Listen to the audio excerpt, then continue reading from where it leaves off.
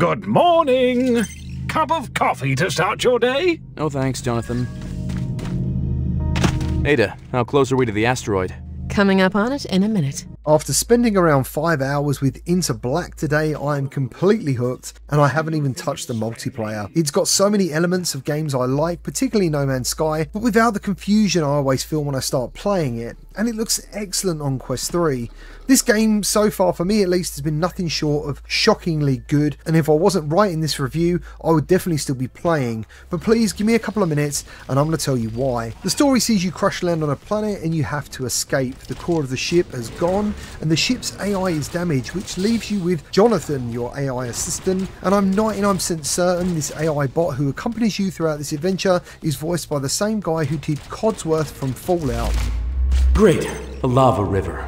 Like this place wasn't dangerous enough. Actually, since we are underground, it's technically magma. Is that really helping our situation right now?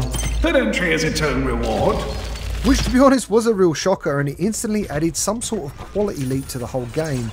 He even makes little jokes, acts a bit stupid, but he never gets annoying, and is also kind of helpful. You then both set out on your adventure in this huge, colourful and dark planet, searching for the resources to get you back home. You also start learning about some advanced old alien race, which kind of seems to be from another dimension, but I'm not quite sure yet. And to be honest, the story's been nothing short of interesting. The addictive part of the game is leveling my character, his weapons and his tools, and I can't emphasize this enough. It's really got me hooked, which I didn't expect. The more you use something like the mining tool, for example, it gets more and more powerful, and this speeds up the process of collecting materials depending on the hardness of the material. One of the annoyances of the game is you can only use one item or tool at a time, so you have to keep switching up stuff, and one of the things you want to use most of the time is the light, but it also doubles down as a flare gun. But later on you can upgrade your weapons with a light, which frees up your hand to do something else, but at the same time the game will throw another upgrade tool at you, which for example would be the platform gun, which allows you to generate 2 platforms to pretty much help you get anywhere within this cave system inside the planet's core. Into Black is also a really good platform with its sections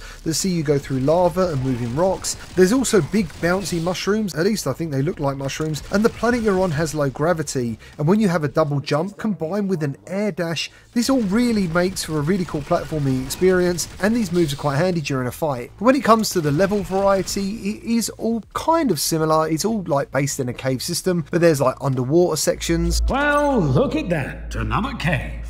There, that reading. It's the drive core. Good heavens, you're right! We're saved! She said the cave was flooded, right?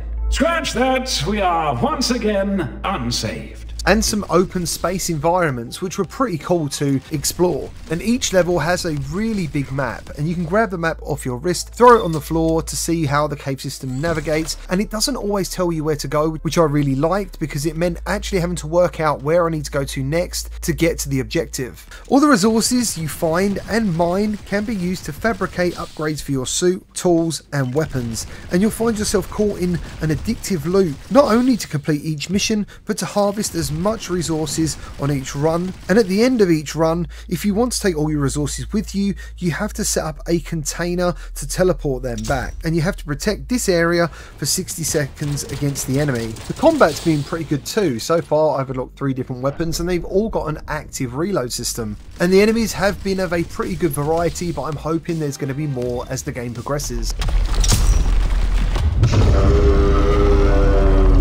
Or not. Run!